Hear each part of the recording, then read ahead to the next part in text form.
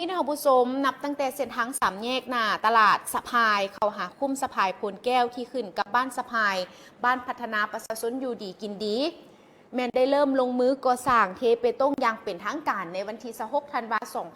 2025โดยมีพระอาจารย์คำมั่นธนบัตรรองประธานองค์การพุทธศาสนาสัมพันธ์ลาวเมืองเจ้าอธิการวัดโพธิญารามคุ้มสะพายเหนือพระอาจารย์ธนูทองแก้วอุดรห้องประธานองค์การพุทธศาสนาสัมพันธ์ลาวเขตสงสะพายเจ้าอธิการวัดธงโพไซคุ้มสะพายโพไซเข้าร่วมติดตามในการก่อสร้างครั้งนี้และในด้านทานกิบัวทอง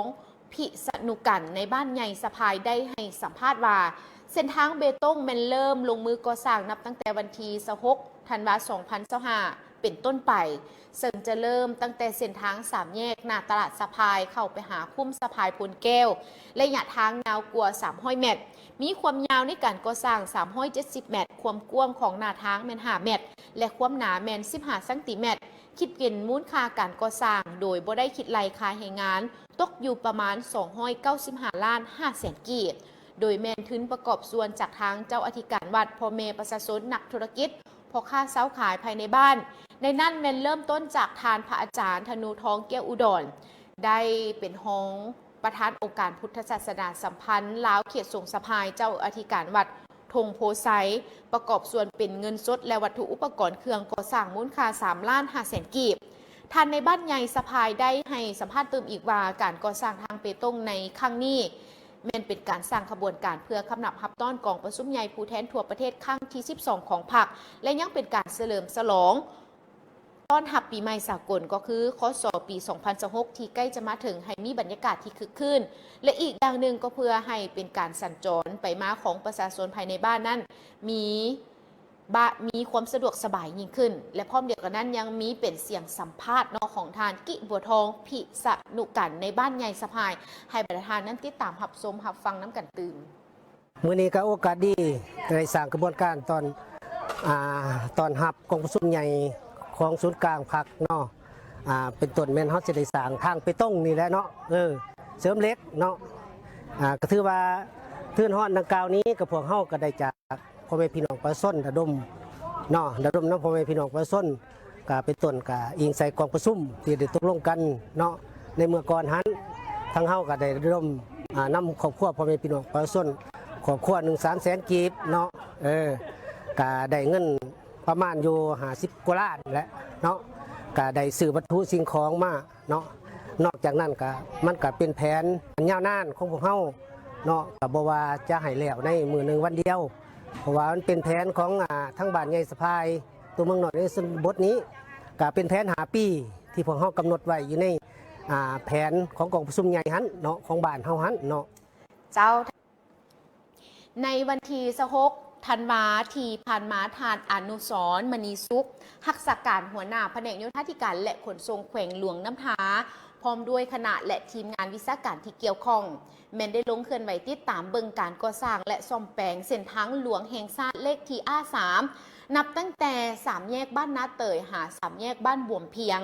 ห่วมติดตามในครั้งนี้โดยมีทานอานิไซสุขวงศ์อำนวยการบริษัทล้านสร้างก่อสร้างขัวทางจำกัดซึ่งเป็นบริษัทผู้รับเหมาโครงการปรับปรุงและซ่อมแปลงเส้นทางดังกล่าวนี้และในโอกาสเดียวกันทานอานิไซสุขวงศ์อำนวยการบริษัทล้านสร้างก่อสร้างขัวทางจำกัดได้รายงานให้ฮู้ว่าโครงการปรับปรุงยกระดับและบูรณะรักษาทางหลวงแห่งชาติเลขที่A3นับตั้งแต่3 แยกบ้านนาเตยหา3 แยกบ้านบวมเพียงแมนได้ลงมือจัดตั้งปฏิบัติในเดือนพฤศจิกายน2025มาฮอดปัจจุบันนี้ถือว่าสำเร็จไปแล้ว30 ส่วนห้อยของนาเวียกทั้งหมดซึ่งมีความยาวกิโลเมตรในรูปแบบสัญลักษณ์แบบผสมผสานก็คือ OPBRC และ PRTC ซึ่งเป็นสัญลักษณ์ของการผสมผสานเวียกงานดังกล่าวโดยนำไส้ทุนของบริษัท1 ห้อยส่วนห้อยโครงการปรับปรุงยกระดับและบูรณะรักษาทางหลวงแห่งชาติเลขที่A3แต่นาเตยหาบ้านบวมเพียงปัจจุบันกำลังจกห้องระบายน้ำข้างทางและยกระดับหน้าทางเป็นจุดที่มีความเปเพนักปัจจุบันการสัญจรนั้นมีความสะดวกสบายขึ้นกว่าเก่าโดยโครงการดังกล่าวแมนได้ก่อห้องระบายทั้ง2 ข้างทางและก่อลงหินสั้นหน้าทางและปูอย่าง2 สั้นคาดว่าจะให้สำเร็จ ในเดือนมิถุนายน2026ก็คือในวันที่27ธันวาคมที่ผ่านมาทานภูวนาถบุญศรีพรหมรองเลขาพรรคเมืองประธานคณะกรรมการปกครองเมืองวิระบุรีทานท้องไหลวิไลพรรองเลขาพรรคเมืองหัวหน้าคณะจัดตั้งเมืองพร้อมด้วยคณะนำขันเมืองได้นำเอาเงินสดและก็เครื่องช่วยเหลือประเภทข้าวสารน้ำดื่มอาหารแห้งเครื่องนุ่งห่มและก็เครื่องไส้ภายในครัวเรือนจำนวนหนึ่งไปมอบให้แก่ครอบครัวนางบูอายุ62ปีเป็นประชาชนบ้านดงยางเมืองวิระบุรีและครอบครัวทานจอมขวัญสายฝนอายุ45ปีเป็นประชาชนบ้านโน้นสมภูซึ่งครอบครัวแมนได้รับผลกระทบจากอัคคีภัยต่างหน้ามอบเครื่องช่วยเหลือในครั้งนี้โดยแมนทานภูวนาถบุญศรีพรหมรองเลขาพรรคเมืองประธานคณะกรรมการปกครองเมืองซึ่งในนี้ได้มอบให้ครอบครัวของนางบูอยู่บ้านดงยางเมืองวิระบุรีเป็นเงินสดจำนวน12ล้านกีบและมอบเครื่องช่วยเหลือประเภทข้าวสารน้ำดื่มอาหารแห้งเครื่องนุ่งห่มและเครื่องไส้ภายในครัวเรือนจำนวนหนึ่งรวมมูลค่าแมน11,227,000 กีบพร้อมนั้นทานท้องไหลวิไลพรรองเลขาพรรคเมืองหัวหน้าคณะจัดตั้งเมืองก็ได้มอบให้แก่ครอบครัวเท่าจอมขวัญสายฝนบ้านโน้นสมภูเมืองวิระบุรีเป็นเงินสดจำนวน6ล้านกีบและเครื่องช่วยเหลือประเภทข้าวสารน้ำดื่มอาหารแห้งเครื่องนุ่งห่มและเครื่องไส้ภายในครัวเรือนจำนวนหนึ่งรวมมูลค่าเป็นเงิน9,555,000 กีบโดยมีบรรดาคณะกรรมการคุ้มครองภัยพิบัติขันเมืองและการจัดตั้งบ้านเข้าร่วมเป็นสักขีพยานสำหรับการช่วยเหลือพ่อแม่ประชาชนที่ได้รับผลกระทบจากไฟไหม้เรือนในระยะที่ผ่านมา2025นี้ท่านสมสมัติเล็งสวัสดิ์อดีตรองนายกรัฐมนตรีแห่งสปป.ลาวพร้อมกับท่านวันไซพงษ์สวรรค์เลขาคณะบริหารงานพรรคแขวงขมวนพร้อมด้วยคณะได้เคลื่อนไหวเยี่ยมยามห้องหมอสากลขมวนอยู่ที่เมืองทาแขกแขวงขมวนโดยได้ให้การต้อนรับของท่านดร.แก้วอุดมลอดธรรมวงศ์ผู้อำนวยการห้องหมอสากลขมวนมีบรรดาผู้ลงทุนและก็พนักงานแพทย์หมอเข้าร่วมต้อนรับด้วยกันสำหรับห้องหมอสากลขมวนแมนห้องหมอของกลุ่มธุรกิจชาวจีนที่ดำเนินกิจการอยู่ประเทศลาวตามโครงการ1แล้ว1เส้นทางตั้งอยู่ที่บ้านศรีวิไลเมืองทาแขกแขวงขมวนกวมเอาเนื้อที่ 20,000 เฮกตาร์ด้วยเงินลงทุน$10 ล้านสหรัฐซึ่งห้องหมอแห่งนี้แมนมีสิ่งอำนวยความสะดวกในการรักษาสุขภาพที่ครบวงจรมีเครื่องมืออุปกรณ์การแพทย์ที่ทันสมัยมีแพทย์หมอพยาบาลที่มีความสำนิสำนาญทางด้านอาคารที่มีการออกแบบก่อสร้างก่อได้มาตรฐานเป็นห้องหมอเอกชนแห่งทำอิฐแห่งเดียวในแขวงขมวนสร้างขึ้นเพื่อทางเลือกหนึ่งที่สำคัญของผู้มาใช้บริการโดยเฉพาะก็แมนพ่อแม่ประชาชนทุกชั้นคนในสังคมและบรรดาแขวงที่ใกล้เคียงได้มีทางเลือกเข้าถึงการบริการที่มีคุณภาพสำหรับทางห้องหมอสากลขมวนแมนเป็นอาคารหาสั้นและมี100เตียงมีพนักงานทั้งหมด100 กว่าคนในนี้แมนมีพนักงานทั้งคนลาวและก็มาจากทั้งสปป.จีนจำนวนหนึ่งประกอบมีทั้งแผนกภายในแผนกภายนอกแผนกกระดูกแผนกประสูติและพยาธิหญิงให้คำปรึกษาผู้ที่ว่ามีลูกยากกันพร้อมบ่ว่าจะเป็นทั้งแพทย์พื้นเมืองจีนแล้วก็แผนกผ่าตัดอื่นๆอีกด้วยถือได้ว่าเป็นอีก1ห้องหมอที่ทันสมัยกันเลยท่านผู้ชมที่ได้สร้างตั้งขึ้นอยู่ที่ทั้งแขวงขมวนและก็เป็นห้องหมอเอกชนแห่งทำอิฐเลยที่อยู่ทั้งแขวงขมวนที่มีทั้งแพทย์หมอบ่ว่าจะเป็นทั้งคนลาวแล้วก็คนจีนที่พร้อมให้บริการสำนักกันซึ่งในนี้นะท่านผู้ชมวันที่27ธันวาคม2025จนถึงปี2026ทั่วเมืองชนบุรีแมนมีเนื้อที่เข้านาแสงทั้งหมดแมน 3,127 เฮกตาร์และปลูกพืชสำรองฤดูแล้งในเนื้อที่ 1,600 เฮกตาร์เมืองชนบุรีถือว่าเป็นเมืองอู่เขาอู่ป่าของแขวงสวรรณเขตที่มีท่าแห้งในการผลิตกสิกรรมให้กลายเป็นสินค้าโดยเฉพาะก็แมนการผลิตฤดูแล้งของประชาชนซึ่งในปี2026นี้ท ทั่วเมืองสนบุรีแมนมีเนื้อที่เขานาแซงขมดแมน 3,127 เฮกตาร์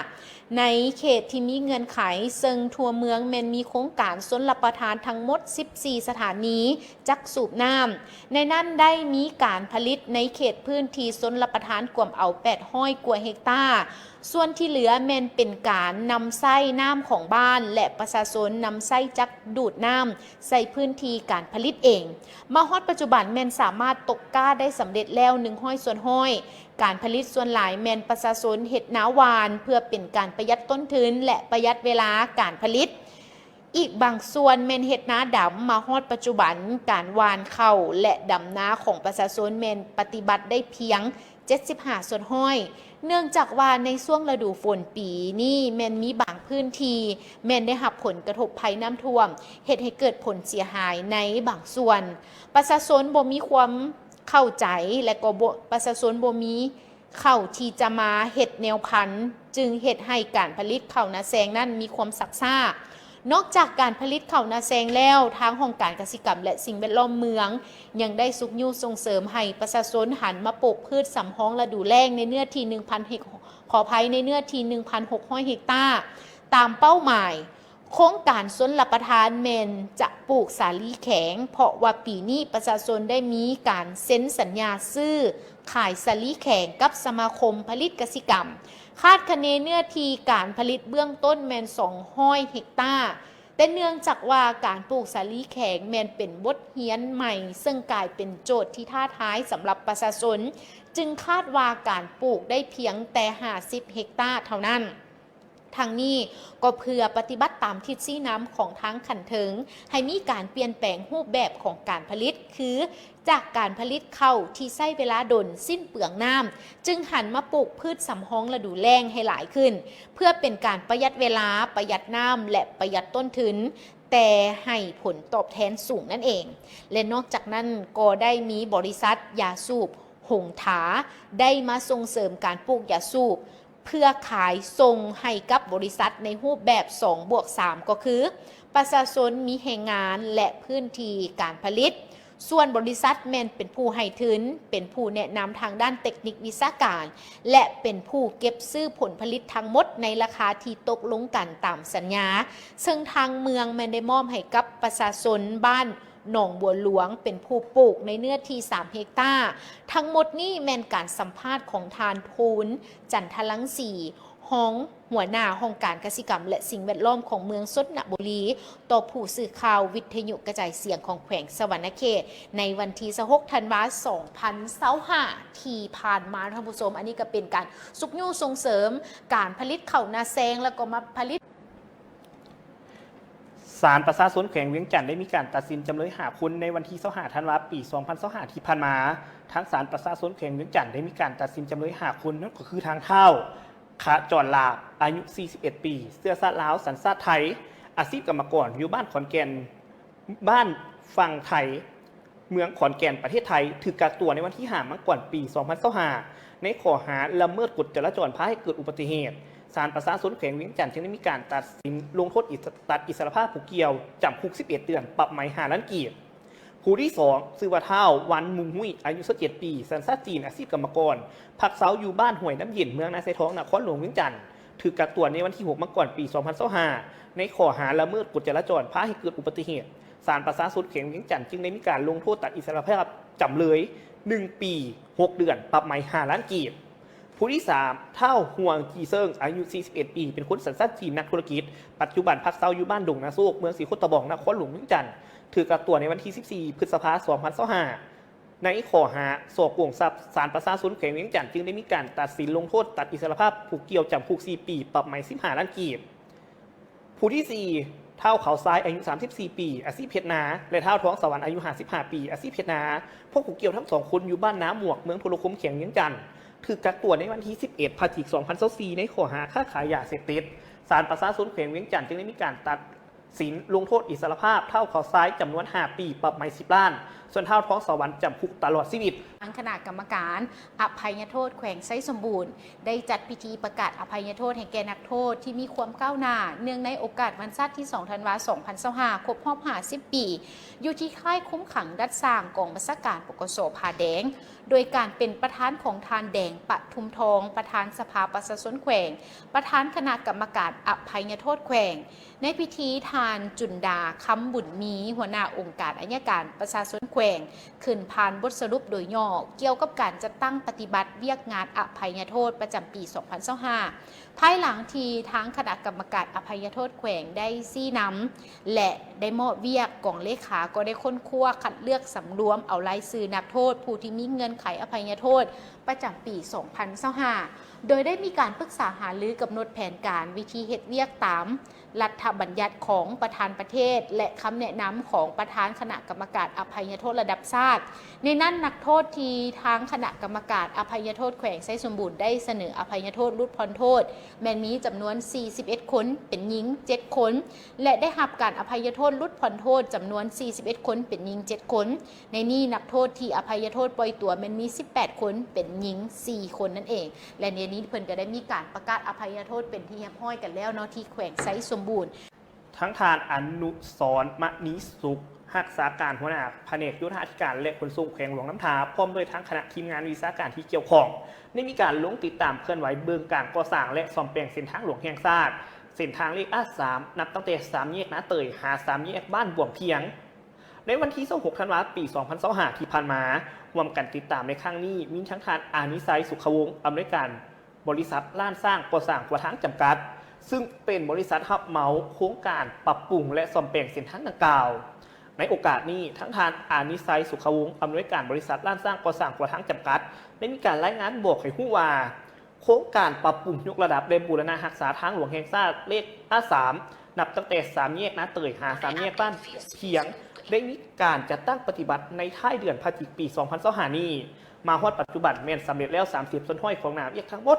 ซึ่งมีความยาว28กิโลเมตรในรูปแบบการสัญญาผสมประสานโดยนำไส้ทืนบริษัทห้อยสันห้อยโครงการปรับปรุงได้มีการยกระดับได้บูรณะรักษาทางหลวงแห่งชาติเลขที่A3นับตั้งแต่นาเตยหาบ้านบวมเพียงปัจจุบันกำลังมีการจุกคลองระบายน้ำข้างทางและยกระดับหน้าทางเป็นจุดที่สำคัญและจุดที่มีความเสียหายไปเพียงอย่างหนักปัจจุบันการสัญจรมีความสะดวกสบายหลายขึ้นกว่าเก่าโครงการดังกล่าวแม้นจะมีคลองระบายน้ำทั้งสองข้างทางลูกหินสั้นทั้งข้างและทั้งหน้า